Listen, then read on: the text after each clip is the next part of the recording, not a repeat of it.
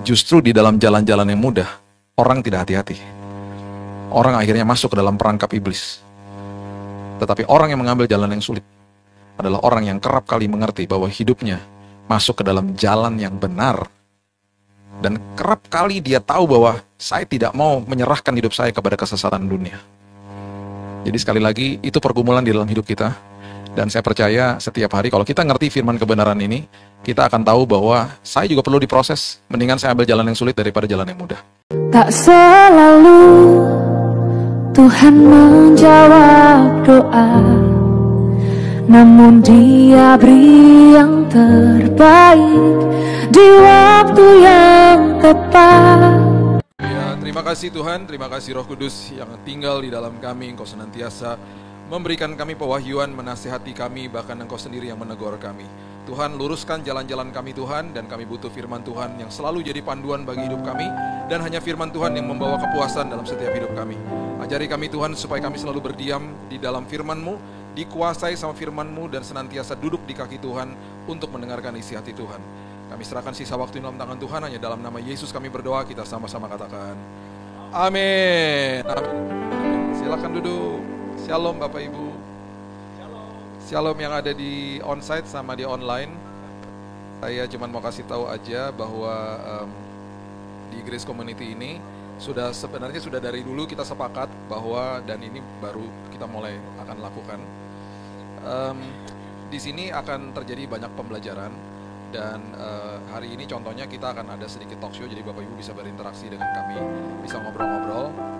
Hari ini judulnya adalah pertempuran di dalam kita. Pertempuran di dalam kita itu berarti kita di dalam sini tuh bersengketa dengan diri kita sendiri, dan kita banyak mempertanyakan kepada diri sendiri. Dan kemudian kalau kita mengerti apa yang kita lakukan di dalam pergumulan di dalam sini, pertempuran di dalam sini, kita menjadi orang-orang yang merdeka. Nanti di waktu-waktu yang akan datang, kita juga akan pastinya akan memberikan eksposisi. Kita nanti akan setujui dari buku mana, Bapak Ibu bisa memberikan masukan kalau mau belajar dari buku yang mana. Kita bisa bedah per minggu itu, nanti bisa per pasal gitu ya. Bisa kasih masukan, mungkin yang di online bisa kasih di chat, kasih tahu buku mana yang mau dibahas gitu ya. Jangan imamat kali ya, dijelimet Pak. Saya suka banget sih sebenarnya imamat, cuman imamat itu banyak pengorbanan, ada korban sajian, ada korban bakaran, ada korban pengampunan dosa, dan lain sebagainya. Ada 6 sebenarnya korban-korbannya, yang 5 adalah majority-nya, dan itu adalah metafor atau bayangan dengan apa yang Yesus akan lakukan dalam hidup kita. Itu juga menarik sebenarnya. Kita juga bisa, saya cuma kasih ide aja nih ya, kita bisa juga bahas buku misalnya Yohanes ya, kita bisa belajar tentang apa yang Yesus ajarkan, kita bisa belajar tentang Roma. Buku Roma itu adalah buku yang ditulis sama Paulus sendiri kepada jemaat di Roma. Kalau Bapak Ibu mau belajar tentang kasih karunia, itu biasanya buku Roma sama Galatia itu agak-agak vulgar tentang kasih karunia, dan dia menggambarkan dengan sangat gamblang. Nah ini masukkan aja. Kalau Korintus berbicara tentang jemaat yang bebal, Tesalonika berbicara tentang jemaat yang sudah oke, sudah mulai berdewasa gitu ya, dan seterusnya dan seterusnya.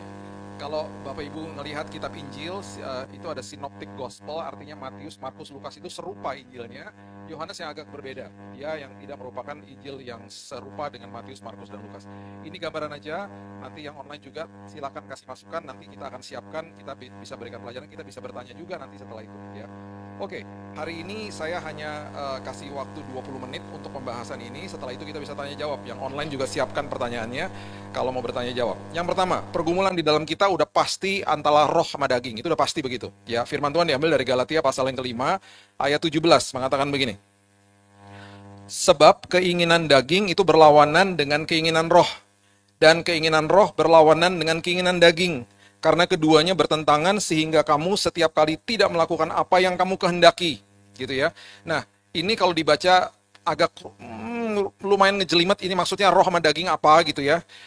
Firman Tuhan, kalau kita mau baca dengan lebih dalam lagi, di Roma pasalnya yang ke-7 ayat 19 mengatakan begini. Sebab bukan apa yang aku kehendaki, yaitu yang baik, yang aku perbuat, melainkan apa yang tidak aku kehendaki, yaitu yang jahat yang aku perbuat. Kenapa bisa begitu? Karena kita memang punya natur dosa. Kita dilahirkan di dalam dunia yang penuh dengan kegelapan dalam natur dosa. Itu sebabnya daya tarik untuk berdosa itu lebih tinggi, dan kita istilahnya nggak usah ngapa-ngapain, udah natur dosanya sudah menarik kita. Untuk hidup di dalam roh dan kebenaran itu memerlukan sebuah dedikasi, komitmen, dan penyerahan diri total kepada Tuhan. Dan itu betul-betul adalah sebuah pergumulan yang kita lakukan setiap hari loh. Ya. Kalau ada waktu nanti saya minta 3 orang untuk datang ke depan. Saya cuma mau kasih peragaan singkat aja supaya Bapak Ibu mengerti tentang apa sih itu bedanya tentang tubuh, jiwa, sama roh gitu ya. Karena waktu kita lahir baru, yang lahir baru tuh rohnya. Bukan tubuhnya, bukan jiwanya. Waktu saya lahir baru tahun 98, tanggal 14 Agustus, rambut saya udah rontok. Saya lihat ke kaca, besoknya habis lahir baru, tetap aja sama. Tubuhnya nggak berubah. Tubuhnya tetap sama, tubuhnya tetap tubuh yang fana. Jiwanya in progress selama-lamanya. Jiwa itu terdiri dari kehendak, terdiri dari perasaan, terdiri dari emosi, terdiri dari pikiran, itu jiwa. Dan jiwa itu ada di apit antara tubuh sama roh. Makanya dia akan ditarik sama keinginan tubuh, dia akan ditarik sama juga pergumulan di dalam kita, yaitu kita sudah diberikan kebenaran di dalam roh. Dia adanya di tengah, jiwanya. Makanya ketika jiwa itu terjadi sebuah dilema di dalam jiwa, makanya ada orang punya istilah sakit jiwa. Karena dia kebingungan. Makanya 2 Petrus 2 ayat 7-8 bilang begini, Lot itu orang yang benar, tetapi tiap hari dia melihat dan mendengar perbuatan mereka yang jahat, sehingga jiwanya yang benar tersiksa. Kita ini jiwa kita benar, ya. Tetapi ketika setiap hari kita nggak jaga pintu gerbang hati yang masuk ke dalam kita, akhirnya kebenaran yang sudah ada di dalam roh dengan kesalahan dunia atau apapun kesesatan dunia, akhirnya dua-dua ini berhimpit di dalam jiwa kita tersiksa akhirnya. Aduh, ini mana yang benar ya? Aduh, ini mana yang benar ya? Aduh, aku pengen banget melakukan yang benar, tapi kok salah terus ya? Karena kita nggak jaga pintu gerbang hati. Kita biarin yang masuk itu sampah dan lain sebagainya. Saya nggak percaya orang yang terlibat dalam pornografi dia akan setia sama pasangannya. Saya tidak akan pernah percaya. Karena satu hari tinggal tunggu kesempatan, dia pasti jatuh dalam dosa. Maksudnya dia udah berdosa, maksudnya dia jatuh ke dalam dosa perselingkuhan. Udah pasti begitu, udah nggak mungkin enggak.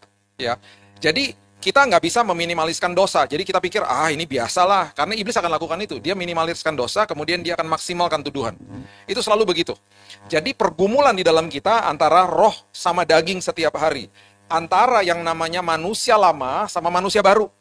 Ketika saya sudah terima Yesus sebagai juru selamat, tetap aja di dalam jiwa saya terjadi pergumulan karena kebiasaan yang lama nggak langsung hilang. Masih terjadi pergumulan di dalam sini. Kalau tadinya kita dulunya suka melakukan hal-hal yang salah dalam kehidupan kita, ketika terima Yesus betul kita bertobat, tetapi tarikan kepada hal-hal yang lama itu tetap ada dalam hidup kita. Saya punya teman kemarin saya ketemu di daerah Pekanbaru.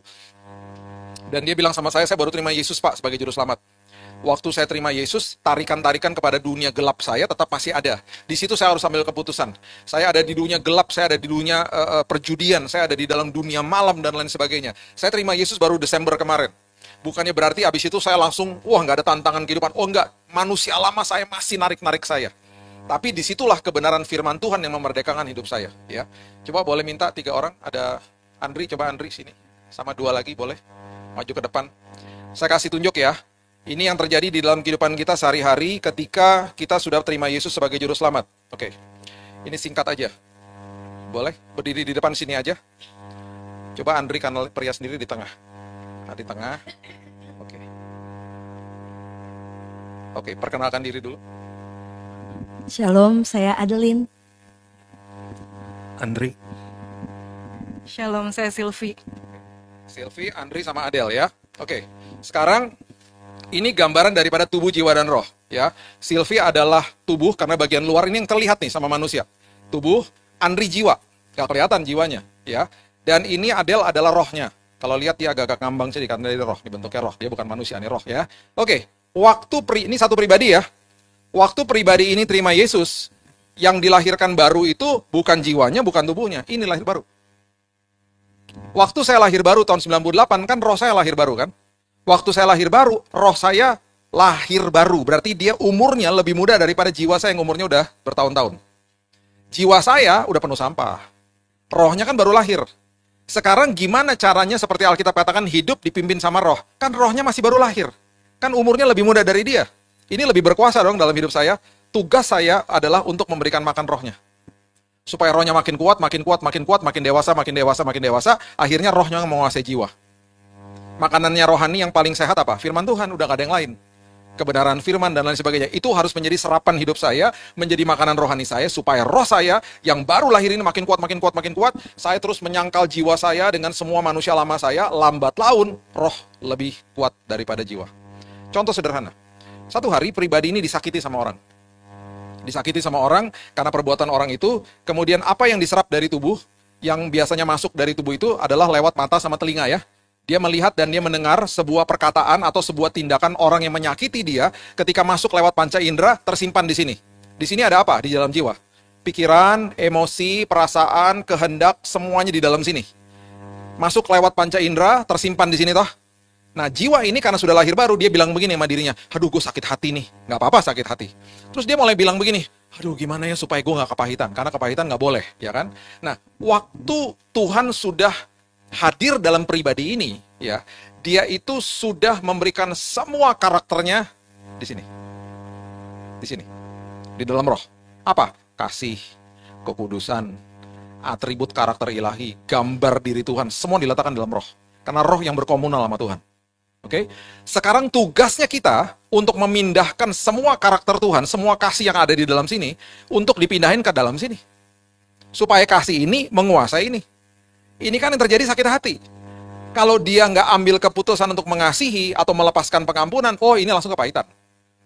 Bisa orang Kristen kepahitan? Oh ya bisa lah. Jadi walaupun dia lahir baru, dia tidak ambil keputusan untuk mengasihi, karena kasih adalah keputusan, bukan perasaan. Perasaannya adalah dia kesel, perasaannya dia sakit hati, perasaannya dia nggak sabar sama tuh orang. Kasih adalah keputusan.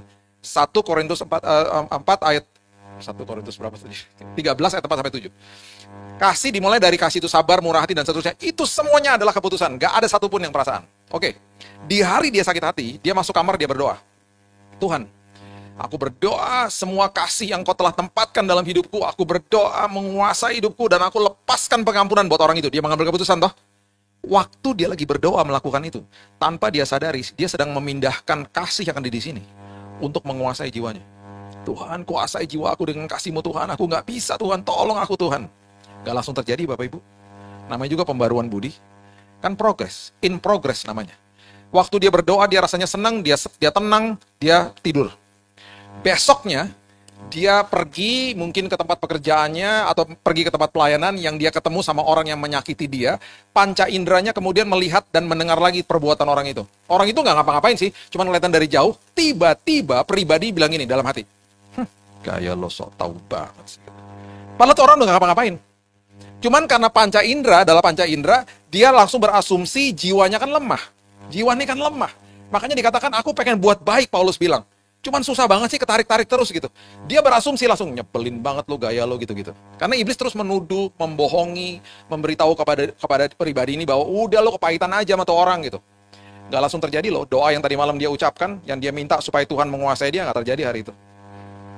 Bapak Ibu, di hari-hari seperti begitu banyak orang rasa bersalah dan dia nyerah.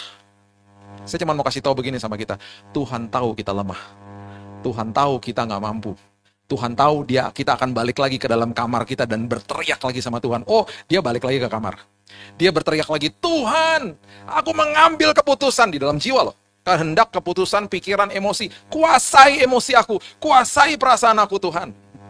Dia sedang berdoa kepada Tuhan supaya semua kasih yang diletakkan di sini menguasai ini. Dan itu in progress. Dia baca firman, dia dengar firman, dia kasih makan rohnya. Singkat cerita lah, beberapa kali pertemuan masih nggak beres, tiba-tiba, satu hari, dia lihat orang ini dari jauh ya, tiba-tiba timbul belas kasihan di sini Bapak Ibu, di dalam hatinya. Timbul rasa begini, kok aku jadi belas kasihan sama tuh orang ya, kok tiba-tiba aku jadi penuh dengan pengampunan ya. Di saat itu, yang terjadi adalah kuasa Tuhan menguasai dia. Dan di hari itu pribadi ini mengalami sebuah proses yang namanya aku lebih daripada pemenang. Yang menguatkan dan membuat dirinya hebat bukan karena usahanya dia.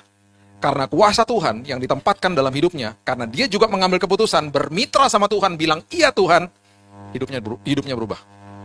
Itu progres namanya. Itu pembaharuan budi yang dikatakan di Roma 12. Jadi nggak langsung terjadi.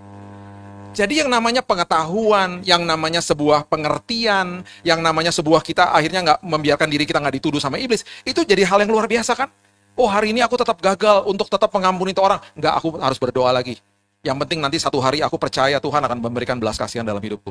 Dan dia terus jaga hatinya. Dan dia tidak pernah kepahitan. Dia tetap sakit hati, tapi dia nggak sampai kepahitan. Dan Tuhan adalah Tuhan yang sangat tahu secara detail isi hati kita. Dan dia adalah Tuhan yang menganugerahkan kasihnya kepada kita. Paham ya Bapak Ibu ya? Kira-kira begitu. Ini elemennya 3 soalnya nih ya. Oke, thank you guys. Terima kasih. Silakan kembali. Oke. Kemudian yang berikutnya. Berikutnya adalah sebuah pergumulan di dalam hidup kita antara salah sama sesat. Yang tadi kan salah sama benar ya. Yang sekarang masalahnya salah sama sesat. Karena setiap hari kita buat salah. Udah pasti ada kesalahan lah. Karena kita punya kelemahan, kita buat salah, mungkin kita emosi lah, mungkin kita nyimpen kesalahan orang lain, walaupun cuma sebentar, itu salah lah. Kita nggak akan pernah bisa sempurna. Ya, iman kita mungkin jatuh bangun dan lain sebagainya. Tuhan mengerti, Tuhan tahu. Nah, perhatikan prinsip ini. Yesaya 5 ayat 20. Celakalah mereka yang menyebutkan kejahatan itu baik, dan kebaikan itu jahat. Yang mengubah kegelapan menjadi terang, dan terang menjadi kegelapan. Yang mengubah pahit menjadi manis, dan manis menjadi pahit. Oke. Orang yang salah, belum tentu dia sesat. Orang yang sesat, udah pasti dia salah. Paham ya? Jadi gini, Petrus, waktu dia nyangkal Yesus, salah nggak? Salah lah. Dia sesat nggak? Tidak. Dia tidak sesat.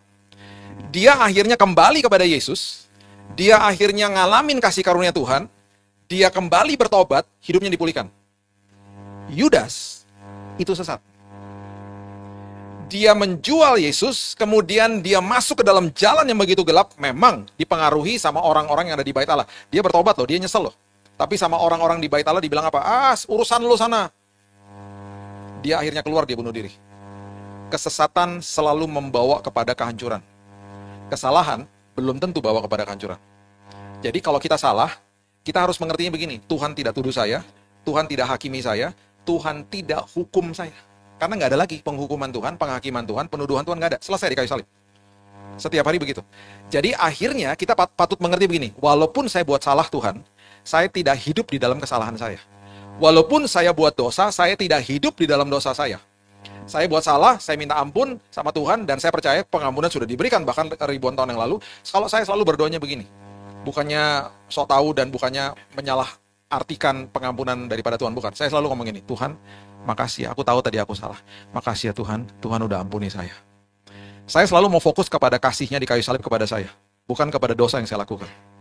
Jadi akhirnya saya mulai aware, saya mulai fokus kepada salibnya dia, bukan kepada kesalahan saya. Itu cara saya. Ya, tapi banyak orang juga bilang, Tuhan ampuni saya. Gak apa-apa juga, tetapi sebenarnya udah diampunin. Jadi saya selalu mau fokus sama karyanya dia di kayu salib. Nah, Petrus bilang begini, karena Petrus salah, kemudian dia gak masuk ke dalam jalan yang sesat. Dia bilang begini, bertumbuhlah di dalam kasih karunia. Maksudnya bertumbuhlah di dalam kasih Tuhan yang begitu dahsyat, supaya kamu tidak tersesat dan tidak kehilangan pegangan, dia katakan begitu. Jadi makin kita paham sama kasihnya dia, makin akhirnya kita berubah. Wanita Samaria, Yesus ngobrol sama dia. Akhirnya wanita Samaria ini terkesima dengan apa yang Yesus katakan, dan dia seolah-olah pasti berpikir, ini orang kok tahu ya, saya punya suami 5, yang saya tinggal ini bukan sama suami saya, dan lain sebagainya. Dia tahu hidup saya, gitu ya, secara detail. Dan akhirnya waktu Yesus bilang, saya Mesias, dia percaya. Ya kan? Dia percaya, dan akhirnya dia menjadi penginjil pertama di perjanjian baru. Bayangin loh, orang Samaria yang dibenci sama orang Yahudi.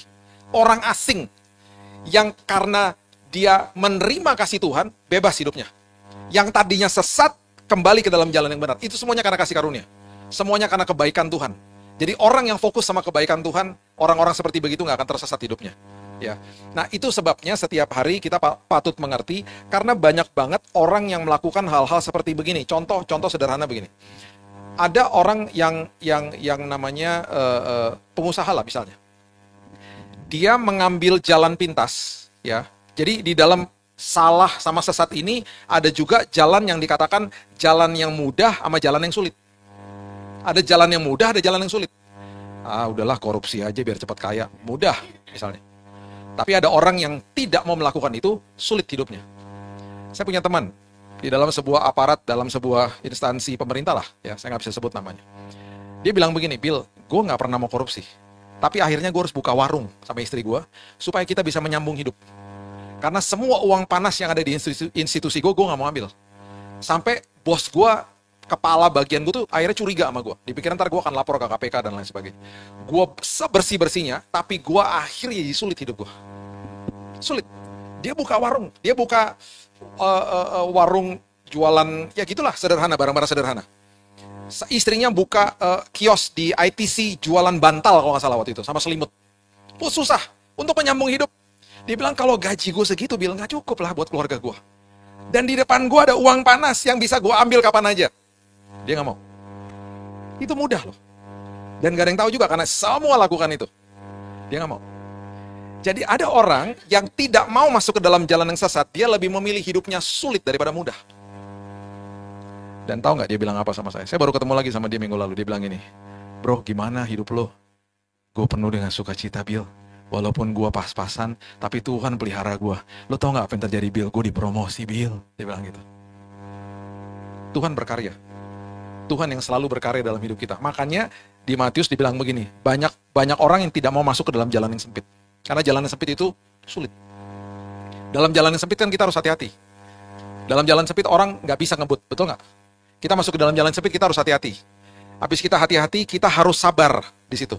Kalau kita buru-buru, kita ngebut di situ, ketabraklah ayam, pedagang, motor, dan lain sebagainya. Kita harus hati-hati di situ, di jalan-jalan yang sempit. Jalan sempit kita harus hati-hati, kita harus sabar, terus kita harus mementingkan kepentingan orang. Pernah nggak masuk ke dalam jalan yang sempit, misalnya kita di mobil atau di motor, kita bilang begini sama pengemudi yang dari lawan arah, Mas, duluan aja Mas, saya melipir ke sini, supaya saya bisa jalan juga. Kita akhirnya saling mengalah, supaya kita juga bisa lancar jalannya. Itu di jalan-jalan yang sempit. Kita akhirnya memperhatikan kepentingan orang lain, itu di jalan yang sempit. Dan saya pernah ada di jalan yang sempit, udah sampai di ujung, ngelihat jalan raya, oh seneng dong, karena kan itu kan lalu lalang, cepet banget kan lewatnya. Oh seneng banget, pengen banget buru-buru ada di sana. Dibentur-benturkan sama iblis, kepada orang yang seolah-olah jalannya baik-baik saja. Makanya Mazmur 73 Asaf bilang begini. Dia katakan begini, Tuhan kenapa kau memberikan kemujuran bagi orang-orang fasik? Saya nggak bisa terus karena tiba-tiba ada motor parkir tengah jalan. Saya harus nungguin pengemudinya dari dalam rumah untuk ambil motornya. Tapi karena saya udah lihat jalan raya, saya makin nggak sabar. Karena tuh jalan cepat banget. Jadi di dalam jalan yang sempit, kenapa sedikit orang yang mendapatinya? Firman Tuhan katakan, karena itu jalan sulit. Itu jalan nggak mudah, tetapi justru di dalam jalan yang sempit, kita diubahkan Tuhan.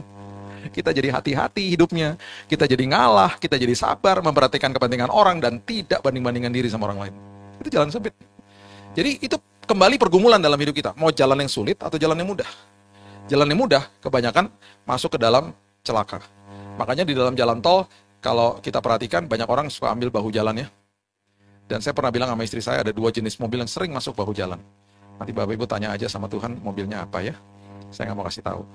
Sampai satu hari dia bilang, ih bener juga ya. Iya. Kenapa tuh 2 jenis mobil paling nggak sabar? Terus teman polisi saya pernah ngomong begini, Pak, ngeri Pak, kalau udah tabrakan, hitungan detik Pak. Itu kan bahu jalan itu kan untuk emergency.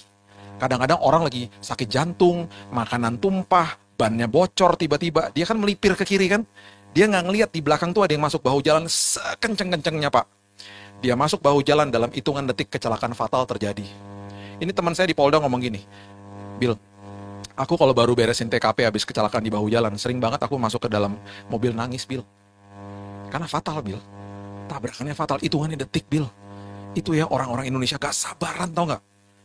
Dan mereka masuk ke dalam jalur jauh bahu jalan, itu mereka pasti buru-buru. Kenapa? Karena mereka tahu mereka salah. Dan mereka nggak mau, mana ada orang masuk bahu jalan, udah gitu kecepatannya sama sebelahnya. Nggak ada. Mereka masuk bahu jalan, mereka pengen lebih cepat daripada yang lain. Karena mereka nggak sabar. Justru di dalam jalan-jalan yang mudah, orang tidak hati-hati. Orang akhirnya masuk ke dalam perangkap iblis. Tetapi orang yang mengambil jalan yang sulit adalah orang yang kerap kali mengerti bahwa hidupnya masuk ke dalam jalan yang benar. Dan kerap kali dia tahu bahwa saya tidak mau menyerahkan hidup saya kepada kesesatan dunia. Jadi sekali lagi, itu pergumulan di dalam hidup kita. Dan saya percaya setiap hari kalau kita ngerti firman kebenaran ini, kita akan tahu bahwa saya juga perlu diproses. Mendingan saya ambil jalan yang sulit daripada jalan yang mudah. Oke, kira-kira begitu ya. Saya berikan kesempatan untuk kita bertanya. Ya, saya kasih ayat yang terakhir deh. Bisa tim-tim musik juga untuk siapkan. Dikatakan begini, Pengkhotbah 7 ayat 8. Ya, Pengkhotbah 7 ayat 8. Akhir suatu hal itu lebih baik daripada awalnya. Panjang sabar lebih baik daripada tinggi hati. Banyak orang karena tinggi hati pengen cepat-cepat. nggak mau masuk ke dalam proses.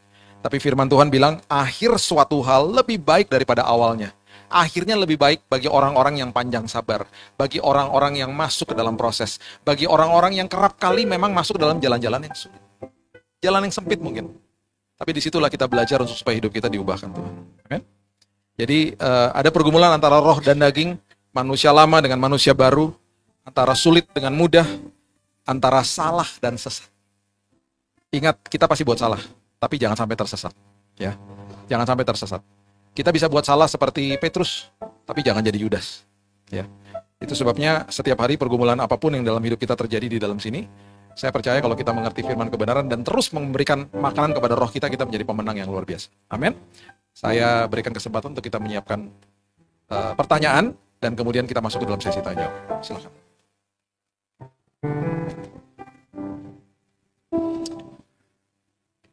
Ya, jadi bahkan kalaupun yang di online ingin bertanya, oh, jadi hanya onsite saja, baik. Padahal ini yang menyaksikan banyak sekali. Oke.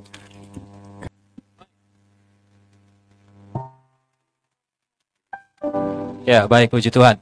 Seperti tadi yang dikatakan oleh Pastor Billy bahwa kali ini agak sedikit berbeda karena kita membuka kesempatan untuk bisa bertanya dengan pembahasan materi yang baru saja disampaikan oleh Pastor Billy. Yang online juga boleh bertanya ya. Oke ya, betul ya. Ya. Jadi yang online, yang live streaming bisa ketik, kapan lagi bisa bertanya langsung kepada Pastor Billy Lantang dan langsung dijawab juga langsung oleh beliau. Jadi jangan ragu-ragu untuk apapun pertanyaan yang seputar dengan materi yang tadi dibahas oleh Pastor Billy, langsung ketik saja, nanti akan disampaikan oleh Peter supaya akhirnya Pastor Billy bisa langsung menjawab. Betul gitu ya, Pastor Billy ya? Yes. Dan yang on-site juga, saya berharap juga hanya jadi penonton saja, tapi apa yang sudah kita terima tadi mungkin ada relate dengan kehidupan kita. Kita sedang bergumul, berperang dengan diri kita sendiri, dan kita nggak tahu apa yang harus kita lakukan. Dari satu sisi saya tahu itu nggak boleh, tapi dari satu sisi saya juga pengen supaya bisa menang atas itu, tapi terus kalah, dan akhirnya kita merasa kok susah banget ya jadi orang Kristen ya, kok susah banget ya jadi anak Tuhan ya, kok katanya kita hidup berkemenangan bahkan lebih daripada pemenang, tapi kenyataannya terus gagal. Kenapa? Karena kita terus berseteru, ada peperangan di dalam hati kita, dalam pikiran kita, di dalam roh kita juga, dan akhirnya kita nggak bisa menikmati, ya betul ya? Nggak bisa menikmati kehidupan kekristenan kita. Boro-boro kita mau bertumbuh imannya, boro-boro kita mau dewasa imannya, tapi kenyataannya kita kalah dengan situasi, kita kalah dengan keadaan, menyerah, bahkan hampir ada banyak anak-anak Tuhan juga yang mau menyerah loh ya. Karena mereka ternyata memutuskan untuk kalah dengan peperangan yang dalam diri mereka sendiri gitu loh. Jadi sekali lagi yang di online, yang live streaming, jangan ragu-ragu, ketik ya, langsung bertanya, dan yang juga onsite mungkin ada pertanyaan, monggo silakan, jangan ragu-ragu. Nanti petugas akan memberikan mic gitu loh. Nah, tapi sebelumnya saya mau bertanya dulu nih. Berarti kalau tadi saya simpulkan bahwa segala sesuatu dalam hidup kita itu selalu diawali dari rohani ya, spiritual ya. Yes. Everything is spiritual, betul ya? Everything is spiritual. Karena apapun yang kita kerjakan di dunia ini, walaupun sering kali kita mengistilahkan itu sekuler, kan sering kali kalau kita kerja di kantor, kita suka ngomongin ini, kita kerja di sekuler. Ya kan? Sekuler. Kerjaan kita di kantor itu sekuler. Kalau rohani itu apa? Ini sekarang nih rohani nih. Lagi di gereja, lagi di persekutuan doa, lagi di komsel, itu rohani. Tapi pada waktu besok hari biasa kita balik ke pekerjaan kita, buka toko kita, kita sering kali berkata ini pekerjaan sekuler. Ya kan? Dan akhirnya kita menganggap ada kotak-kotak dalam hidup kita kan, bahwa ada yang sekuler, ada yang rohani. Tapi sebetulnya dari tadi yang saya tangkap bahwa ternyata segala sesuatu itu fondasinya selalu adalah dimulai dari rohani ya. Betul ya? Karena jiwa itu sebenarnya ngikutin kan? Jiwa ngikutin apa yang kita bangun dalam rohani kita, apa yang kita kasih makan dalam rohani kita, itu akan mempengaruhi jiwa kita, betul ya? Dan ketika jiwa kita kuat, otomatis tubuh pun kuat, gitu ya? Oh ya. Tapi makanya seringkali suka berubah, suka beda sih konsepnya dibalik. Bener ya? Kita banyak ketemu orang konsep dibalik. Kita fokus mendandani apa yang kelihatan, betul ya? Tapi kita nggak pernah fokus mendandani memperkuat apa yang nggak kelihatan, rohani kan? Betul. Sampai akhirnya ibadahnya oke, ya kan? Bahkan pelayanan Tuhan loh, melayani Tuhan. Tapi kenyataannya pada waktu ada goncangan, tantangan, mereka jatuh. Betul. Mereka kalah. Betul. Sedih banget ya? Karena ternyata mereka terlalu fokus apa yang ada di luar. Apa yang di luar. sementara yang di dalam nggak didandanin gitu loh. Iya. Gitu. Mungkin ayo ada yang bertanya? Iya. Silahkan. Yang online ada ya? Itu. Yang online ada yang bertanya, Shalom Pastor, saya mau tanya bagaimana memenangkan dari segala keterikatan yang sudah diusir. Keterikatan dosa yang sudah Iya. diusir. Oh, oke. Bagaimana memenangkan dari segala keterikatan yang sudah diusir. Oke. Begini, setiap kali kita memakai kekuatan sendiri udah pasti nggak bisa. Saya punya sebuah contoh yang sangat-sangat luar biasa begini. Saya punya teman di tahun 2016-2017 ada 6 orang yang datang kepada saya mau melepaskan diri dari rokok. Oke. Orang yang mau lepas dari rokok biasanya bilang apa? Tolong doain dong, gue mau lepas dari rokok nih gitu ya. Terus biasanya yang mereka lakukan adalah mereka bilang begini sama saya. Gue janji sama Tuhan, gue mau lepas dari rokok. Dia bilang gitu. Nah, tanpa dia sadari, kata janji itu adalah dalam tanda kurung yang nggak pernah diucapkan dengan kekuatan sendiri. Karena dia janji kan, saya janji sama Tuhan. Nah, yang terjadi adalah mereka mulai lakukan dengan kekuatan sendiri. Biasanya mereka mulai lakukan itu berkala, Bapak Ibu. Berkala gradual, yang tadinya 3 bungkus, jadi 2 bungkus, jadi sebungkus. Akhirnya dalam hitungan berapa bulan, ini nama-namanya berbeda ya. Orang-orangnya ada yang telepon, ada yang datang, dan ada yang waktu saat itu ada yang sampai saya kenal baik. Dan betul sih, mereka lepas. Nah, saya biasanya nungguin nih. Nanti dalam hitungan berapa bulan ke depan mereka datang lagi satu-satu. Dan ada yang sampai nangis. Dia bilang gini, Bill, doain dong, gue ngerokok lagi, katanya gitu. Terus mereka bilang gini, gue nyerah deh. Gue bener-bener nyerah, gue udah gak tahu lagi harus bagaimana. Waktu mereka bilang nyerah, saya bilang begini, itu yang Tuhan mau. Jadi maksud lo apa gitu? Saya bilang gini, kemarin waktu lo bilang janji, gak apa-apa sih, bagus sih. Cuman kita kan ada yang hal-hal yang tidak terucapkan karena kita bilang kita janji, itu dengan kekuatan sendiri. Itu adalah kata-kata yang tidak terucapkan. Bisa nggak lo kerjain itu? Nggak bisa kan? Akhirnya balik lagi kan? Nah, kalau lo nyerah, lo sekarang bilang lo nyerah kan, lo nggak bisa ngapa-ngapain. Itu justru yang Tuhan mau. Contoh gini, Bapak Ibu. Ada orang mau jatuh dari sebuah tebing ya ke jurang. Dia lagi pegangan ranting pohon. Misalnya. Terus Tuhan di atas tebing bilang begini, sini tangan kamu. Terus orang itu bilang begini, minggir Tuhan, minggir. Aku bisa sendiri. Jatuh nggak? Jatuh beneran dia. Itu artinya. Jadi waktu dia bilang dia nyerah, dia sambil nangis, gue nyerah deh Bill, gue udah gak tahu harus bagaimana. Saya bilang gini, itu harus jadi doa kamu. Terus dia mulai doa. Dia mulai doa gini, Tuhan, aku nyerah Tuhan, aku gak tahu lagi harus bagaimana. Bapak Ibu, hitungannya nih 5, 6 sampai ada yang 10 hari. 5, 6, ya ada yang 10 hari. Dari 6-6-nya ya, semuanya lepas dari rokok. Dan semuanya ngomong gini, kok bisa ya ada kuasa yang merasuki hidup gue, dan gue tiba-tiba, ini ada 2 atau 3 orang sampai ngomong begini, gue bauin orang ngerokok aja gue pengen muntah, tau gak? Bau asap rokok pengen muntah. Kok bisa ada kekuatan yang gue gak pernah alami sebelumnya merasuki hidup gue, dan mereka bebas itu bukan yang cuman, kan biasanya kan orang mau bebas tuh kan, dari rokok tuh kan bertahap gitu ya. Ini enggak, paling lama tuh 1 orang itu 10 hari. Yang lain itu hitungan 5, 6 sampai 7 hari. 6-6-nya loh ya, ini ada yang kenal, ada yang tidak. Ini 6-6-nya datang kepada saya dengan kondisi yang berbeda-beda. Ini tahun 2016 sampai 2017. Dan semuanya bebas. Dan ada beberapa yang tidak ngerti, saya kasih tahu, lu mendingan doanya kayak begitu deh. Lu berserah sama Tuhan. Bilang, Tuhan saya nggak mampu dengan kekuatan saya. Dengan kekuatan Tuhan saya mampu. Jadi kita taat bisa-bisa, tetapi dengan kekuatan Tuhan. Nggak bisa pakai daging kita, nggak bisa. Nah sering kali kita bilang gini, aku mau janji Tuhan, aku janji mau lepas dari pornografi, aku janji mau lepas dari narkoba, dan lain sebagainya. Akhirnya yang terjadi balik lagi. Karena janji itu ada sebuah kalimat dalam tanda kurung ya, dengan kekuatan sendiri. Bisa nggak? Nggak bisa lah, pakai kekuatan sendiri. Jadi kalau udah didoakan, ya tetap harus ada tindakan yang harus diambil. Nggak bisa cuma didoain segitu, ya tenang-tenang nggak ngapa-ngapain, nggak bisa. Pertama, kasih makan rohnya. Kasih makan. Terus saya selalu bilang begini, sama orang-orang yang jatuh bangun, saya selalu bilang gini, lihat di kaca dan bilang begini, engkau adalah anak Tuhan yang sudah dibenarkan sama Yesus Kristus. Makin lama gambar dirimu makin pulih, makin lama makin engkau tidak mau berbuat dosa lagi. Itu yang terjadi sama banyak orang. Karena mereka pasti biasanya rasa tertuduh. Ya, Bapak Ibu, iblis adalah jagoan menuduh. Jadi hati-hati, karena setiap kali kita jatuh dan jatuh lagi, Tuhan tidak pernah nuduh kita. Perhatikan prinsip ini baik-baik. Kalau sampai ada suara isi hati kita yang bilang begini dan mengingatkan kita sama dosa yang kita lakukan kemarin atau minggu lalu atau tahun lalu, itu bukan suara Tuhan. Roh Kudus menginsafkan, bukan menuduh. Dia akan kejar kita, dia akan bilang begini, nak, yang kamu lakukan tadi itu salah, nak. Bahaya, nak, buat hidup kamu. Kalau iblis akan nyerangnya karakter, bodoh kamu, gak layak kamu di hadapan Tuhan. Kamu gagal ketika karakter kita diserang, itu bukan suara Tuhan. Makanya beda namanya conviction sama condemnation. Conviction itu adalah menginsafkan Roh Kudus. Condemnation, penuduhan, itu iblis. Jadi pasti ada dua suara itu. Jadi hati-hati, dan kalau sampai jatuh bangun, ingat, salah belum tentu sesat. Ya, sesat udah pasti salah. Jadi jangan hidup dalam dosa. Maksudnya ya terus bilang, Tuhan, aku percaya aku bisa bangkit kembali gitu loh. Ya. Dan ingat, itu progres. Kira-kira begitu. Iya, berarti nggak ada segala sesuatu di dalam Tuhan itu yang instan ya. Yes. Semua butuh Yes. progres, konsisten, dan disiplin. Yes. Apa ya? Jadi memang jangan janji yang digedein. Iya. Seringkali bagus sih kedengarannya kan, Iya. janji-janji. Tapi cuman pakai kekuatan sendiri. Betul. Iya. Kita justru harus lebih menyerahkan, Iya. berserah ya, Iya. menyerahkan diri kita di Iya. hadapan Tuhan. Kita mengakui, kita jujur di hadapan Iya. Tuhan. Iya. Disitulah justru Tuhan akan bekerja. Amin. Yes. Saya berharap bisa menjawab Iya. untuk pertanyaan dari Ohan dan keluarga. Oke, yang onsite juga ada, silakan.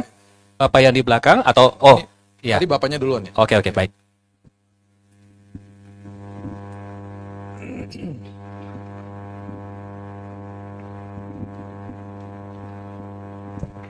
Ya.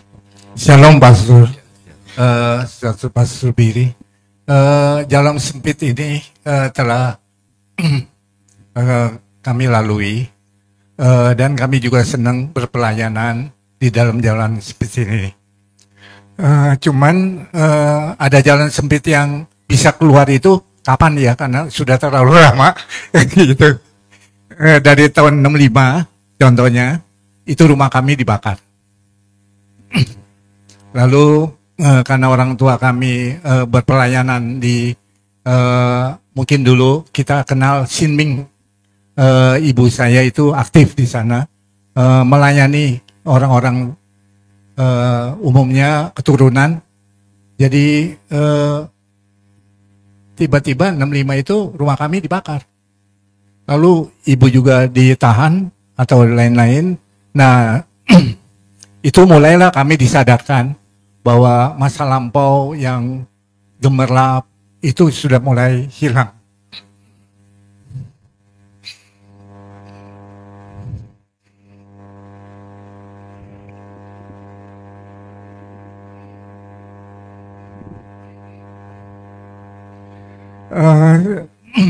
Kami bahagia ya, walaupun jalan sempit itu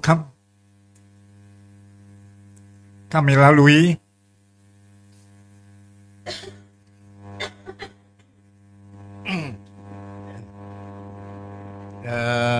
Ya kami juga tetap tabah dan terus mengikuti apa bimbingan Tuhan. Istilahnya saya juga tadinya sebenarnya sudah sebel juga sama ibu ya, karena terlalu banyak pelayanan di luar. Sampai dari ujung rumah sampai ke ujung rumah itu panggilnya mami, sampai ke polisi, tentara gitu mami. Tetapi setelah kita jatuh itu tidak ada orang tolong, karena orang takut pada hari itu. Yang baik-baik yang sudah ditolong juga enggak, tetapi tidak apa-apa. Tadinya saya juga nggak mau pelayanan, tetapi entah gimana saya juga tertarik dengan pelayanan itu. Tiba-tiba Tuhan tunjukkan istilahnya. Sampai sekarang ya istilahnya saya terima kasih kepada Tuhan Yesus bahwa pelayanan itu masih tetap di dalam pekerjaan saya.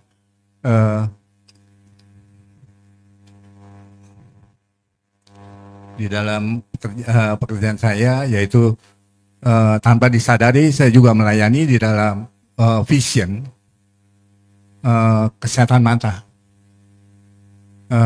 Maksud saya di sini begitu, mungkin kalau saya utarakan terlalu panjang. Jadi pertanyaan yang terakhir ini mungkin Pak Sud bisa bimbing saya tetap walaupun di jalan sempit, tetapi ada satu cahaya yang kami dibimbing kepada yang lebih baik. Terima kasih. Ya, terima kasih Pak. Saya nggak tahu persis apa yang Bapak gumuli dan Bapak doakan, tapi Alkitab katakan begini. Mungkin kita pernah mendengar kata prosper dalam bahasa Inggris, prosperity lah ya, kemakmuran. Okay? Saya adalah orang yang paling menentang yang namanya Injil kemakmuran, karena nggak ada Injil kemakmuran. Kemakmuran yang Alkitab ajarkan, ya, perhatikan ini baik-baik. Kemakmuran yang Alkitab ajarkan itu adalah perjalanan bersama Tuhan. Oke. Perjalanan bersama Tuhan itu, kemakmuran itu, Pak, yang Tuhan janjikan itu adalah kepuasan di dalam sini. Mungkin hari ini apa yang Bapak doakan, Bapak belum lihat. Dan mungkin Bapak bilang, kok lama banget gitu. Jangan fokus sama yang Bapak doakan. Saya berdiskusi panjang lebar sama Pastor Edwin. Dan ada satu prinsip yang kita setujui bersama, yaitu nikmati penyertaan Tuhan selagi menunggu jawaban doa. Karena itu adalah momen di mana kita menjadi sangat intim dengan Tuhan, kita bertumbuh bersama-sama dengan Dia, kita diubahkan di situ, dan apapun yang Bapak lakukan selama dalam proses ini, dan Bapak katakan Bapak terlibat di vision, jadi berkat, jadi dampak bagi orang lain, itu adalah kemuliaan Tuhan yang sedang dinyatakan dalam hidup Bapak, dan tanpa Bapak sadari, itu kemakmuran yang Bapak sedang hidupi hari ini, prosperity. Banyak orang menganggap prosperity atau kemakmuran itu sesuatu yang dia raih. Dan itu kebanyakan pasti berkutatnya di dalam harta, jabatan, status, ketenaran, uang. Itu sama sekali tidak pernah diajarkan di Alkitab begitu. Itu bagi saya itu Injil kemakmuran yang diajarkan sama banyak pembicara-pembicara yang bagi saya itu sangat sesat. Jadi kalau kita pelajari, saya nggak punya waktu, nanti satu hari kita bisa belajar. Di Perjanjian Lama itu kata prosperity, kemakmuran pertama kali keluar itu adalah perjalanan bersama dengan Tuhan. Jadi kalau Bapak sampai ada di tempat ini, Bapak katakan melayani Tuhan dan lain sebagainya. Bagi saya, kehidupan itu adalah kehidupan yang sangat-sangat luar biasa makmurnya ketika berhadapan sama masalah, kita yang diubahkan Tuhan. Saya pernah bersaksi di tempat ini, Pak, ya. Ada seorang ibu di Belitung, seorang guru, ya. Dia nangis sama saya.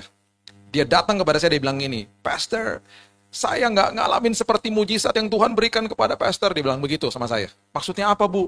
Anak saya dipanggil pulang sama Tuhan tahun 2008. Anak saya kena kanker dan dia meninggal, Pak. Dia bilang gitu, ya kan? Meninggal di usia 3 tahun.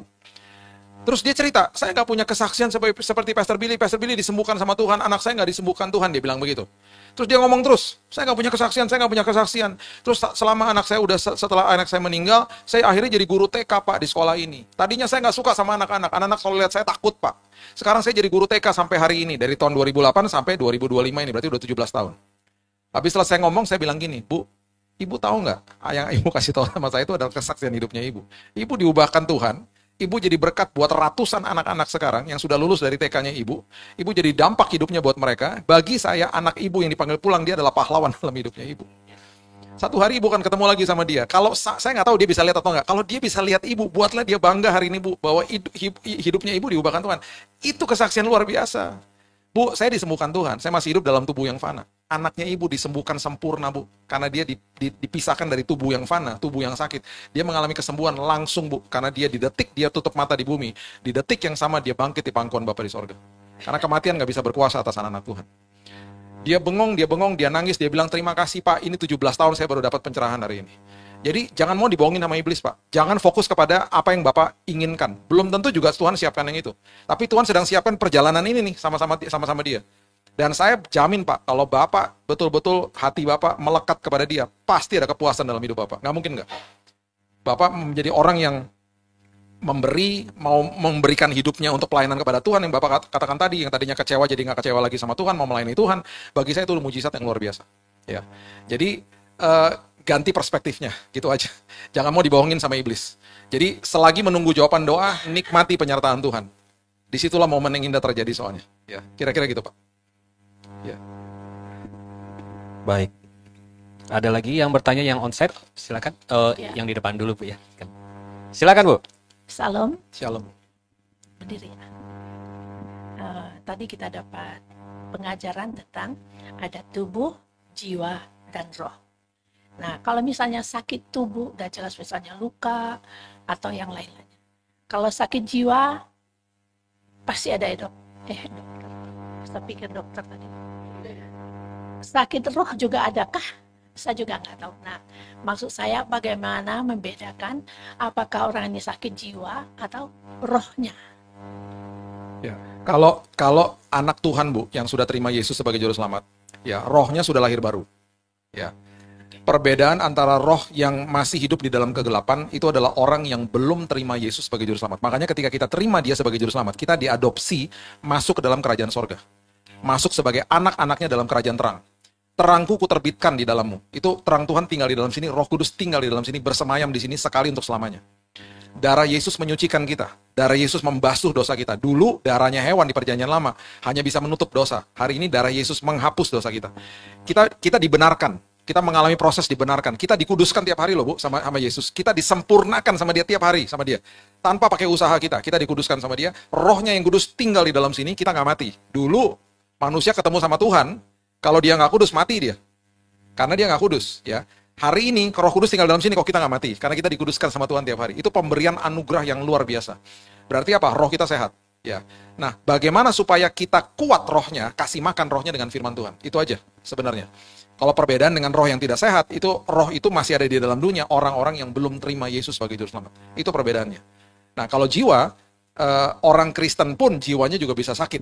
Ya kan, jiwanya juga bisa yang nggak benar, karena dia tidak terjadi pembaharuan budi, ya kira-kira begitu Bu.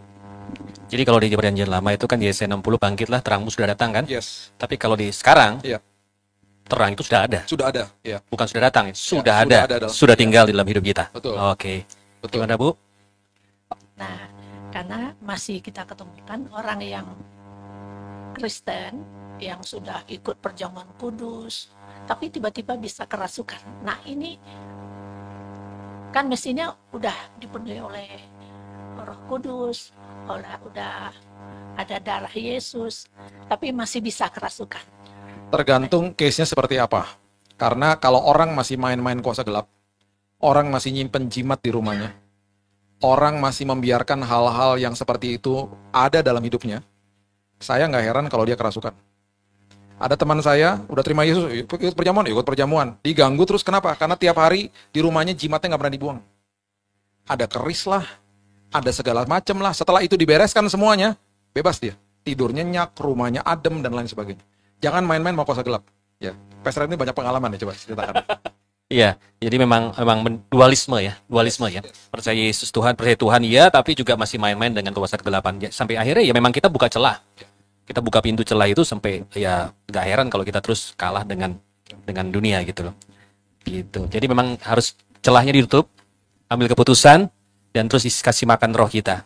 Dengan terus belajar isi firman Tuhan, tapi nggak berhenti sampai di situ. Tapi satu hal yang saya percaya, orang berubah itu bukan sekedar ketika tahu firman Tuhan, tapi pada waktu dia melakukan apa yang dia ketahui. Jadi firman Tuhan yang sudah kita ketahui nggak berhenti sampai pemahaman, tapi harus pengalaman. Artinya kita harus alami, artinya kita harus hidupi, kita harus lakukan. Semakin kita melakukan firman Tuhan, semakin gambar diri diperjelas. Kita tahu siapa kita di hadapan Tuhan, dan tahu dan yakin betul siapa Tuhan bagi hidup kita. Dan disitulah kita mulai akhirnya bisa, roh kita bukan hanya sekedar semakin kuat, tapi identitas kita pun juga semakin jelas gitu loh. Saya pikir ya seperti itu. Intinya balik lagi ke roh, ya kan? Ya, ada yang online dulu, ya sekali ini yang online dulu, karena ternyata yang online ada yang bertanya, bagaimana mengampuni orang yang sudah meninggal? Ironisnya, saya baru tahu kalau almarhum suami saya selingkuh dan punya banyak utang setelah dia meninggal.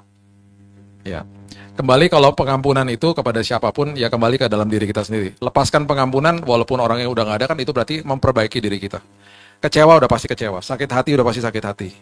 Sekali lagi saya katakan, sakit hati itu normal, kepahitan itu nggak boleh, itu aja. Ya. Karena kita jatuh, sakit juga badan kita toh, tapi kita bisa memilih, kita mau obati atau enggak, gitu aja.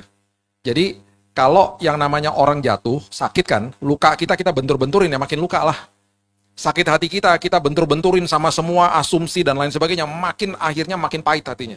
Jadi, walaupun siapapun orang itu meninggal atau tidak, kembali ke dalam diri kita masing-masing, mau lepaskan pengampunan atau tidak. Dan kembali lagi, melepaskan pengampunan itu nggak bisa pakai kuasa sendiri. Yes. Kita bisa nangis sama Tuhan, Tuhan aku lepaskan pengampunan, aku kecewanya minta ampun Tuhan, tapi ya gimana gitu. Inilah kehidupan. Kehidupan itu ya Bapak Ibu, sampai kapanpun di dalam dunia ini, akan banyak kekecewaan, banyak kegelapan dan lain sebagainya. Satu-satunya kepuasan, satu-satunya jawaban, satu-satunya yang bisa membimbing hidup kita, catat ini baik-baik, hanya firman Tuhan, titik, nggak ada yang lain. Cari dimanapun tidak akan memberikan kepuasan. Udah itu aja. Dan jangan akhirnya mulai bertanya, kenapa begini? Kenapa begini? Memang begitulah dunia. Memang gelap. Kita hidup dikelilingi sama kegelapan. Dan kita nggak pernah tahu siapapun orang bisa menyakiti kita. Karena kita nggak bisa juga menambatkan hati kita kepada orang yang walaupun orang terdekat kita juga bisa nyakitin kita kok. Namanya juga manusia. Ya. Jadi lepaskan pengampunan itu untuk diri kita sendiri. Supaya kitanya yang merdeka gitu loh. Gitu aja. Sebenarnya begitu. Ya. Jadi sebuah keputusan ya? Keputusan, bukan pilihan, keputusan, ya. iya. Sebuah keputusan. Iya. Jadi memang satu hal lagi yang perlu diingatkan ketika kita melepaskan pengampunan, walaupun orang itu masih hidup atau sudah meninggal, itu bukan untuk mengubah keadaannya. Bahkan mungkin keadaannya nggak berubah, nggak masalah. Tapi yang diubahkan hati kita, yang diubahkan cara berpikir kita, yang pastinya hidup kita semakin didewasakan ya, iman kita didewasakan. Saya berharap bisa menjawab untuk pertanyaan daripada Kanaya, ya Kanaya. Ya, ada satu lagi. Atau lagi, silakan, onsite, yang onsite dulu. Oke, silakan. Nanti Shalom, Pastor Billy. Shalom. Saya mau bertanya mengenai tadi mengenai pengajaran mengenai tubuh, jiwa dan roh ya. Apakah itu berarti tubuh, jiwa dan roh itu, karena kan di firman Tuhan manusia diciptakan sesuai gambar dan rupa Allah. Sedangkan kita tahu Allah itu Tritunggal. Jadi tubuh, jiwa dan roh yang ada di kita, di manusia itu sama dengan Tritunggalnya Tuhan. Apakah itu? Yang pertanyaan kedua, kalau kita mati, tubuh kita esis to esis, dust to dust, akan menjadi abu. Roh kita kembali kepada Tuhan, pencipta kita. Jiwa kita kemana? Apa yang terjadi dengan jiwa kita? Iya. Terima kasih. Pertanyaan yang pertama, segambar dan serupa itu pelajarannya sungguh indah sebenarnya Pak. Kalau dikatakan tubuh, jiwa, dan roh, apakah itu adalah gambaran dari Allah Tritunggal, itu kembali istilahnya conjecture. Conjecture itu berarti bisa merupakan tafsiran. Tapi yang lebih tepatnya adalah segambar dan serupa itu adalah kemuliaan Tuhan diberikan kepada manusia. Karena gini, Allah itu roh. Dia firman menjelma jadi manusia. Sekarang banyak orang bilang begini, segambar dan serupa berarti Tuhan punya kuping seperti saya Pak, punya mata seperti saya, bentuknya kayak saya. Bukan itu sebenarnya. Yang lebih dalam lagi adalah begini, kemuliaan Tuhan ditempatkan di semua ciptaan Tuhan. Oke, catat ini baik-baik.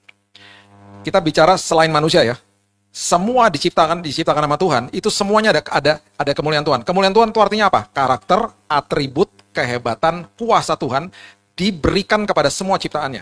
Nah, ini istilah saya ya. Selain manusia, kemuliaan Tuhan yang berarti kehebatan, kuasa, atribut, karakter Tuhan itu ditempel. Contoh, pernah nggak kita berpikir begini, itu ya matahari udah jutaan tahun, nggak ada yang nge-charge, nggak ada talinya, ngegantungnya di situ. Terus sinarnya nggak ada habis-habisnya tuh gitu ya. Itu sebenarnya kan kemuliaan Tuhan. Itu kedahsyatan yang kita bisa lihat pakai mata kita kepala sendiri. Dan kita selalu anggap itu enteng karena kita udah kebiasaan melihat bulan, bintang, matahari. Kita lihat binatang. Mereka punya daya untuk, kemampuan untuk mempertahankan dirinya lah misalnya. Dengan berbagai-bagai macam cara. Itu kemuliaan Tuhan. Nah, itu cuma ditempel. Mereka cuma melakukan itu secara, ya tidak secara aktif untuk memuliakan Tuhan. Mereka nggak ngerti, mereka nggak punya seperti kita. Gambaran dan rupa Tuhan yang lebih dalam lagi. Nah gini, di dalam manusia itu bukan ditempel, diberikan di dalamnya manusia. Nah contoh yang dahsyat adalah begini. Kita duduk di dalam ruangan ini, kita punya zona kekuatan masing-masing. Ada yang jago dalam aspek aviasi, ada yang lawyer, ada yang dokter. Itu kan kehebatan Tuhan yang Tuhan berikan kepada hidup manusia untuk mengelola bumi.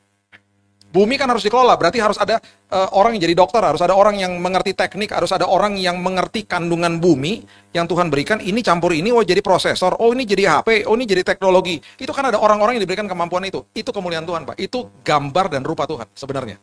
Yang Tuhan berikan kepada setiap manusia, termasuk kepada orang yang tidak percaya kepada Tuhan. Jadi dia adil, dia berikan kepada semua ciptaannya dia. Jadi kalau kita lihat, makanya kita lihat orang-orang yang non-Kristen pun, oh banyak yang kaya, banyak yang hebat-hebat kok penemu-penemu teknologi ini dan lain sebagainya. Karena itu Tuhan yang kasih. Manusia tidak bisa menciptakan, manusia menemukan apa yang Tuhan taruh di kandungan bumi. Itu loh maksudnya.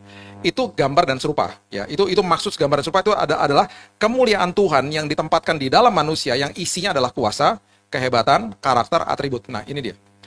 Perbedaan antara orang Kristen dengan orang yang non-Kristen adalah orang itu punya atribut Tuhan, punya kehebatan dari kerajaan sorga, dia bisa mengelola ini dan itu. Tapi orang Kristen yang membedakan, dan kemuliaan Tuhan terlihat sama dunia, itu adalah ketika orang Kristen dan orang dunia dua-duanya kena badai. Karena dua-duanya merupakan rumah yang didirikan, satunya di atas pasir, satunya di atas batu. Ketika dilihat dengan kasat mata, dua-duanya kelihatannya bentuknya rumah, kelihatan fondasi nggak? Nggak kelihatan lah. Ketika ada badai, fondasinya kelihatan. Yang satunya hancur runtuh, yang satunya berdiri kokoh. Langsung orang dunia bisa lihat, itu didirikan di atas batu. Itu kemuliaan Tuhan dinyatakan karena ada kuasa Tuhan di dalamnya. Makanya ketika orang Kristen ada di dalam masalah, orang dunia bisa bilang gini, kok bisa sih kuat? Kok sanggup sih? Aduh kalau aku nggak mungkin lah seperti kamu begitu. Itu kemuliaan Tuhan. Itu artinya segambar dan serupa. Itu dalam sekali artinya. Karena itu adalah kemuliaan Tuhan yang diberikan dalam hidup manusia. Oke, pertanyaan kedua, saya lupa jadinya. Apa tadi? Kalau kita mati, kalau kita mati, ya. tubuh akan kembali ke dalam debu dan tanah. Jiwa dan roh hidup selama-lamanya. Oke, itu proses namanya glorification. Jadi proses itu ada 3. Pertama, justification, itu adalah proses kita dibenarkan sama Tuhan ketika kita terima Yesus sebagai juru selamat. Itu justified. Proses kedua namanya sanctification, itu kita dikuduskan tiap hari. Ini sekarang nih. Kita dikuduskan, kita pembaruan budi, kita sekolah kehidupan sampai Yesus datang. Itu nggak akan ada habisnya. Kita dikuduskan tiap hari. Jiwa kita dikuduskan tiap hari, diperbarui tiap hari. Proses yang terakhir namanya glorification, dimuliakan. Dimuliakan itu apa? Dapat tubuh yang merupakan tubuh kemuliaan. Nggak akan ada sakit, nggak akan ada yang namanya derita, nggak akan ada yang namanya duka. Jiwa kita dan roh kita hidup selamanya. Jiwanya disempurnakan, Pak, hari itu. Nggak akan ada lagi kebencian. Karena semuanya disempurnakan. Rohnya juga hidup selama-lamanya. Jadi, tubuhnya saja yang kembali kepada debu tanah. Jadi kira-kira itu proses glorification namanya, Pak. Kira-kira begitu. Ya, saya berharap bisa jawab, Pak. Ada lagi satu ibu yang di belakang. Silahkan, Bu. Shalom. Terima kasih buat kesabarannya.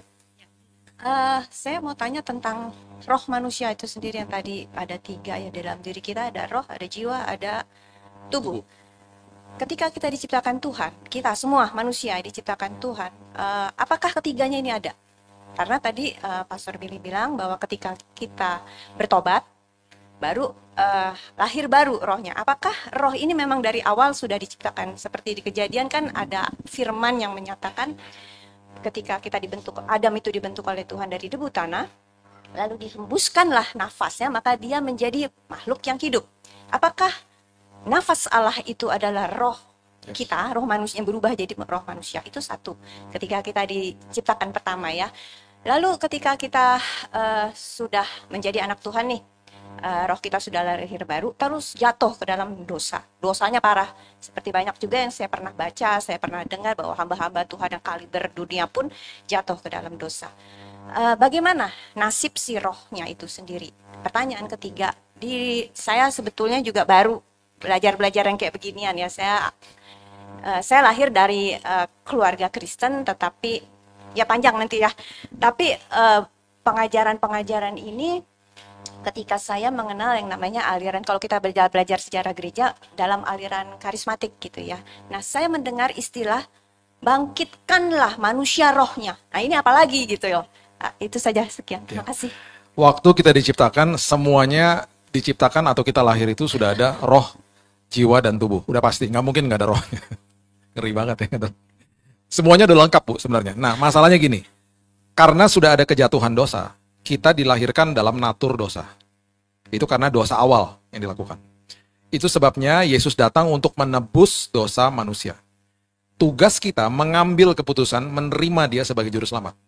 Nah, ketika kita menerima dia sebagai juru selamat, roh kita yang memang naturnya dosa, itu dilahirkan baru. Di momen itu kita dilahirkan baru. Itu maksudnya begitu. Bukannya berarti, oh tadi nggak ada rohnya terus baru lahir lagi rohnya. Nggak gitu. Rohnya udah ada. Cuman rohnya itu penuh dengan natur dosa. Karena memang dilahirkan semua manusia dilahirkan berdosa. Semuanya. Karena akibat dosa mula-mula. Nah, itu sebabnya proses justification, proses dibenarkan, itu adalah proses di titik manusia itu terima Yesus sebagai juru selamat. Bukan pakai usahanya, pakai imannya kepada Tuhan. Aku terima engkau sebagai juru selamat aku. Efesus 2:8. Ya, bukan pakai usahanya dia. Nah, kemudian, ketika kita menghidupi kehidupan yang saya katakan tadi, bagaimana akhirnya rohnya itu bisa dibangkitkan dan lain sebagainya, harus dikasih makanan rohani. Seperti yang saya katakan tadi, saya lahir baru tahun 98. Roh saya itu dilahirkan baru di saat itu, sementara jiwa saya udah penuh sampah. Jiwa saya kan usianya lebih tua daripada roh yang baru lahir. Kalau jiwanya saya terus-terusan kasih makanan nilai-nilai dunia, saya nggak pernah kasih makan makanan rohani roh saya, ya hidup saya dipimpin sama jiwa saya yang penuh sampah. Nah, itu masuk dari mana? Pintu gerbang hati, mata sama telinga. Itu aja. Nah, itu sebabnya penting bagi kita untuk membaca, merenungkan, dan juga mendengar firman setiap hari. Karena kalau kita makan makanan jasmani, ya kan, makan makanan jasmani, itu kan menentukan kesehatan tubuh kita. Nah, makanan rohani juga menentukan kesehatan roh kita. Makanya bangkitkan rohnya kita itu maksudnya adalah memberikan kebenaran firman menjadi asumsi makanan bagi roh kita. Kira-kira begitu. Berarti roh yang dilahirkan baru itu apakah roh yang sama? Sama. Cuman diperbaharui, Bu. Umurnya itu? Itu analogi saya. Oh, oke. Gini loh, waktu saya tahun 98 ya, makanya saya katakan dari tadi ya, tahun 98 waktu saya lahir baru. Jiwa saya kan udah sama saya dari saya lahir, penuh sampah kan jiwanya. Rohnya lahir baru nih. Sekarang Alkitab bilang apa? Hiduplah dipimpin sama roh. Gimana saya bisa hidupnya dipimpin sama roh kalau rohnya lebih lemah daripada jiwanya? Jiwanya udah penuh sampah nih. udah penuh dengan makanan di sini, udah kuat banget dengan sampah gitu ya. Ini baru lahir, terus saya nggak pernah kasih makan supaya dia bertumbuh. Kalau dikasih makan, ini bertumbuh dengan dalam kebenaran. Kalau dia bertumbuh dalam kebenaran, ini sampah lama-lama ke detox kan, hilang lama-lama. Makin keinginan berdosa tuh makin nggak mau, karena ini terus dikasih makan, rohnya jadi kuat. Hidup dipimpin sama roh, itu maksudnya. Oke. Gitu. Nah, ketika kita sudah di level tertentu, kita bicara secara kerohanian, spiritual gitu. Kita dalam contoh seperti saya tadi contoh saya dengar saya nonton gitu ya, bahwa ada hamba-hamba Tuhan yang kaliber dunia pun bisa jatuh. Nah, bagaimana nasib si manusia rohnya ini? Apakah ketika dia bertobat lalu lahir baru lagi atau maksud saya jadi apakah terus continue atau diganti lagi gitu loh rohnya? Orang yang lahir baru udah pasti loh Bu, semua kita udah pasti termasuk saya, udah pasti akan jatuh dalam dosa. Jatuh dalam dosa belum berarti dia hidup di dalam dosa. Itu dua hal yang berbeda. Dia jatuh ke dalam dosa, tetap rohnya sudah diperbarui karena dia sudah terima Yesus sebagai juru selamat. Jadi ada yang namanya positional sanctification, ada yang namanya progressive sanctification. Artinya gini, ada yang secara posisi kita sudah dikuduskan sama Tuhan ketika terima dia sebagai juru selamat. Ada satu lagi yang namanya progressive sanctification, dikuduskan itu berkala tiap hari. Jatuh dalam dosa dikuduskan, jatuh dalam dosa dikuduskan. Kita nggak bisa menguduskan diri sendiri, dikuduskan sama Tuhan tiap hari loh. Ya, ini dua hal yang terjadi sama kita. Posisi kita dikuduskan, setiap hari kita dikuduskan sama dia. Walaupun kita sudah jatuh, dikuduskan lagi. Karena kita sudah terima dia sebagai juru selamat. Itu maksudnya. Ya. Nah sekarang kalau kita dikasih kebenaran, kita dikasih anugerah seperti begitu, masa kita masih mau terus buat dosa? Itu pertanyaan berikutnya kan? Enggak, maksud saya gini. Apakah lahir baru itu bisa berulang? Enggak, sekali. Cuma sekali. Sekali. Jadi ketika misalnya kita udah di level tertentu nih, kerohaniannya lebih dewasa, lebih matang, terus jatuh dalam dosa, kesesatan, nah itu yang lebih sulit ya. Sekarang banyak penyesatan ajaran gitu ya, jatuh dalam dosa gitu ya. Dia udah pelayanan, udah jadi hamba Tuhan, jatuh di dalam dosa. Jadi nggak bakal lagi ada yang namanya lahir baru. Artinya hanya pengudusan. Itu namanya proses pertobatan aja. Proses pertobatan dikuduskan. Karena dia sudah lahir baru sebenarnya.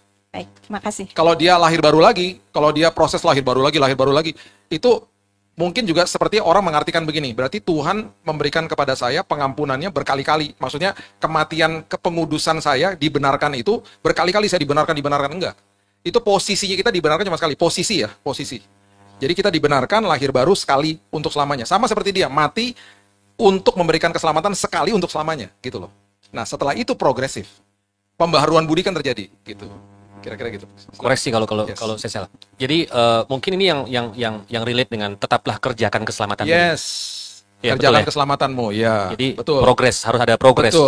Betul. Nah, mengerjakan keselamatan, kalau Ibu pernah baca ayat itu bukan working for salvation. Bukan mengerjakan untuk mendapatkan keselamatan, tetapi mengerjakan untuk supaya saya terus mempertahankan keselamatan. Working out for my salvation, bukan working for salvation. Selamatnya mau udah pasti selamat. Udah dapat soalnya, gitu. Sekarang saya mempertahankan nih keselamatan saya, gitu. Di dalam saya mempertahankan keselamatan saya, ada momen-momen di mana saya jatuh. Oh, bisa aja. Ya. Nah, sekarang semua kita bisa jatuh loh dalam setiap hari kok. Ada yang kelihatan, ada yang enggak, ada yang cuma di dalam pikiran udah jatuh, ya kan? Setiap hari kita nggak akan bisa sempurna. Kira-kira gitu. Gimana Bu? Siap? Aman? Oke. Jadi masih ada berapa pertanyaan lagi? Oh, ternyata masih ada yang online. Miss Helen, ya. Bedanya bergumul dengan soal mengampuni versus kepahitan. Wow. Bergumul dengan soal mengampuni dengan kepahitan. Mengampuni dan kepahitan. Oke. Mengampuni dengan kepahitan. Ya, kita udah bahas tadi ya. Kalau kita mengampuni, ya harusnya kita nggak akan pernah sampai ke level kepahitan. Harusnya begitu. Yeah. Orang yang tidak mengambil keputusan untuk mengampuni sangat mudah akhirnya hidup di dalam kepahitan. Kepahitan itu menggerogoti hidup. Kepahitan itu merugikan hidup. Bahkan saya punya teman hidupnya sampai sakit, sampai kanker, sampai meninggal gara-gara menggerogoti organ tubuhnya karena hidup di dalam kepahitan.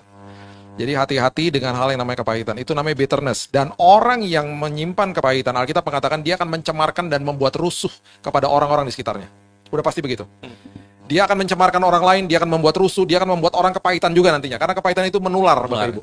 Dia akan keluar dari tindakannya, dia akan keluar dari kata-katanya. Dia akan, dikit-dikit tersinggung, dikit-dikit marah, dikit-dikit penuh dengan asumsi dan lain sebagainya. Ya, makanya pengampunan itu mutlak sebenarnya. Makanya firman Tuhan bilang apa? Saling mengasihi sama seperti Kristus mengasihi saya.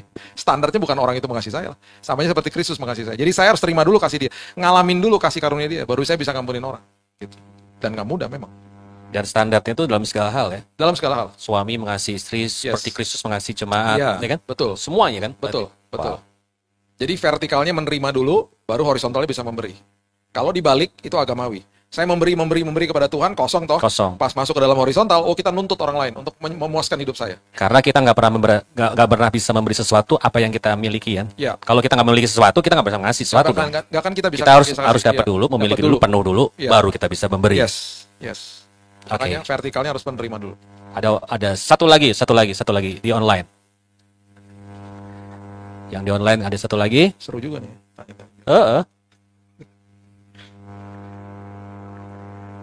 Onset atau mungkin onset dulu? Ada satu lagi.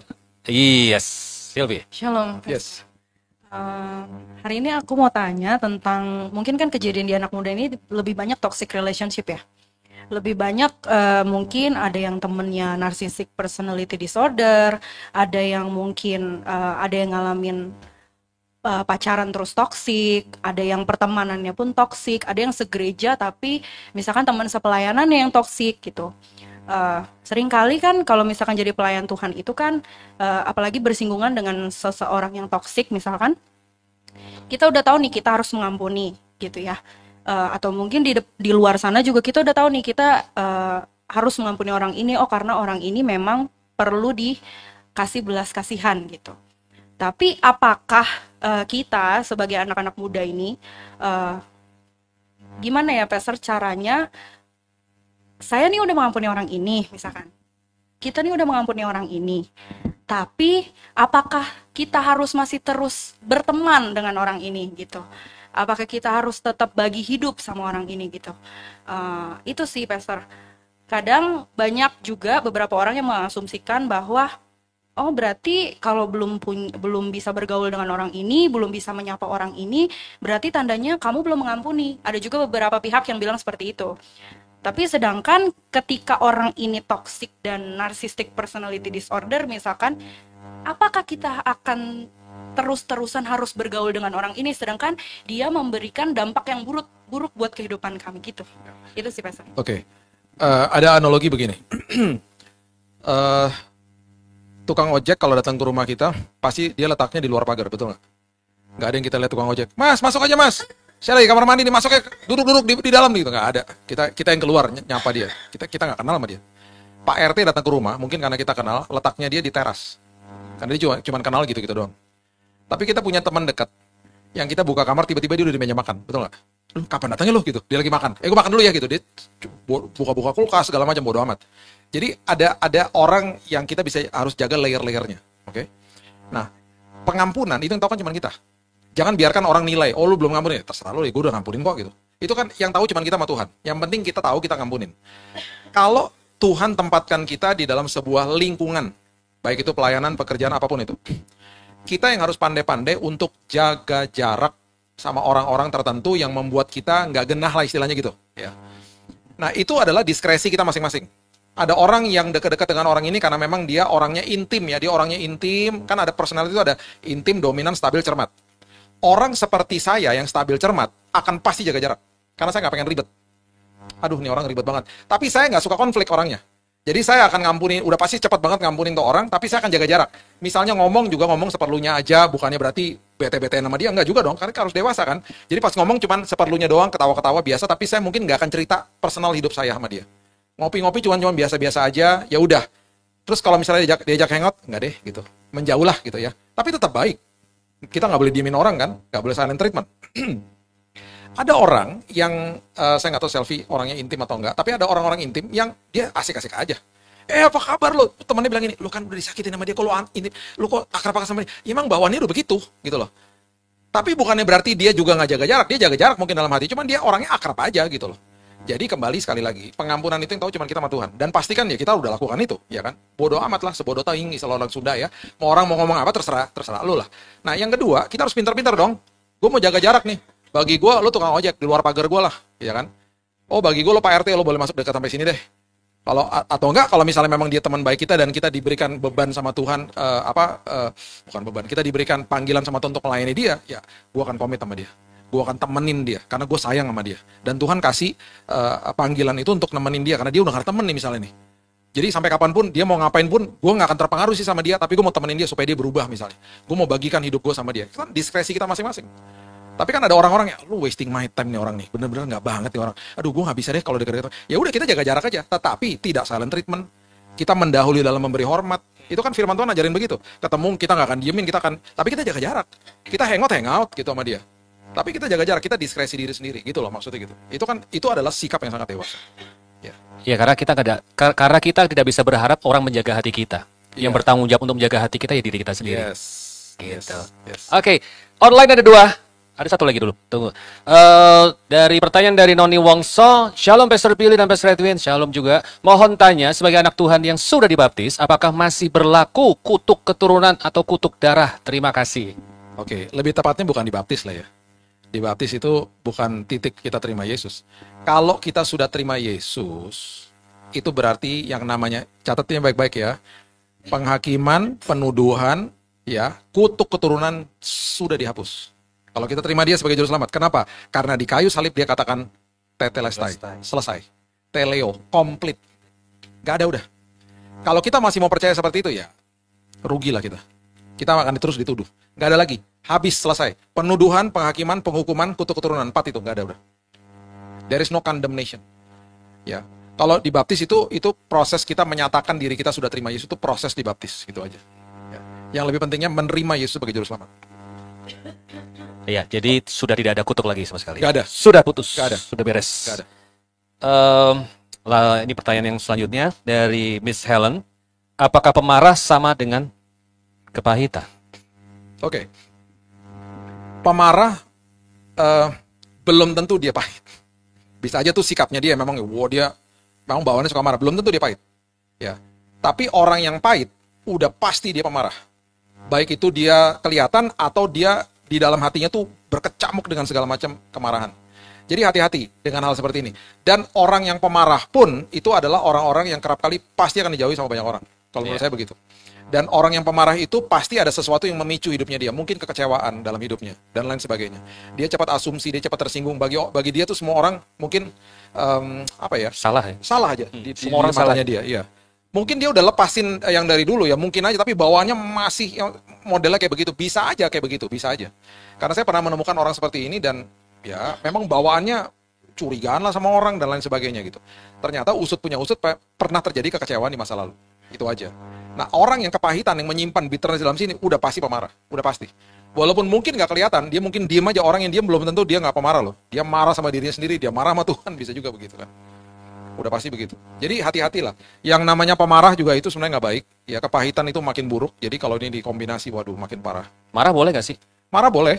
Marah sesuai boleh. Tema tapi ya? Sesuai dengan dengan jalurnya, sesuai dengan konteksnya gitu ya. Kalau kita nggak marah kan juga ada marah yang juga membangun gitu ya. Dan kemarahan itu kalau dilakukan disampaikan dengan baik, it's okay. Iya, karena kita masih terdiri daripada jiwa kan? Iya. Itu kan area jiwa ya. Iya. Kita mesti marah sama dosa, kita mesti marah sama ketidakadilan, nggak apa-apa. Oh, iya. Kita mesti marah sama orang yang nggak disiplin misalnya. Tapi kan caranya ada, caranya kan harus disampaikan dengan benar, itu aja. Iya. Jadi pernah ketemu orang pahit, yang ketika dia hadir di lingkungan itu pasti bermasalah dan sakit hati juga, ikut pahit juga bahkan. Tapi yang luar biasa dia bangga dengan kepahitannya. Aneh kan? Iya. Ada nggak orang ketemu itu? Ya kan? Dia suka. Kenapa? Ketika dia semakin menyakiti orang, itu kepuasan buat dia loh. Ada yang seperti itu loh. Oh, itu parah udah. Ini NPD akut kali ya? Iya. Ya? Ada ya NPD akut ya? Level dewa gitu ya. Ya lucu ketika orang ngomongin dia, ngobrolin tentang dia, walaupun itu yang negatif ya, dia happy. Jadi kayak pusat perhatiannya ke dia semua gitu. Wow. Ini ngeri sih ya. Yeah, mungkin harus tumpang tangan, tumpang kaki kali ya. Yeah. Oke. Iya, kita ternyata sudah cukup waktunya untuk tanya jawab kali ini. Dan saya berharap itu bisa menjawab segala pertanyaan-pertanyaan yang ada di benak kita. Terima kasih untuk keterlibatannya dalam tanya jawab ini, dan saya berharap ke depan kita juga bisa banyak belajar dari Pastor Billy juga dengan materi-materi yang sangat relate dengan kehidupan kita sehari-hari, karena ternyata memang firman Tuhan itu adalah buku di atas segala buku. Segala permasalahan, segala pergumulan, segala jalan keluar dari setiap hidup kita pasti ada di firman Tuhan. Ya, jadi saya berharap ini bukan menjadi yang pertama kali dan terakhir, tapi ke depan nanti akan ada banyak talk show seperti ini, apapun lah istilahnya, talk show, tanya jawab, apapun lah, intinya kita bisa interaksi karena kita memberikan sesuatu yang berbeda di hari Minggu. Kalau kita hari Minggu kan cuma bisa dengar firman Tuhan aja, ibadah di gereja, ya kan? Tapi saya berharap ketika Bapak, Ibu, Saudara sekalian yang onsite ini sudah meluangkan waktu, tenaga untuk datang ke tempat ini, kita rindu supaya kita ketika pulang nanti bukan cuma sekedar seperti biasa-biasa aja, tapi boleh mendapat sesuatu yang bisa kita aplikasikan dalam kehidupan kita sehari-hari untuk masuk ke minggu yang baru bersama dengan Tuhan. Amin. Intinya cuma satu, berubah. Itu aja, ya.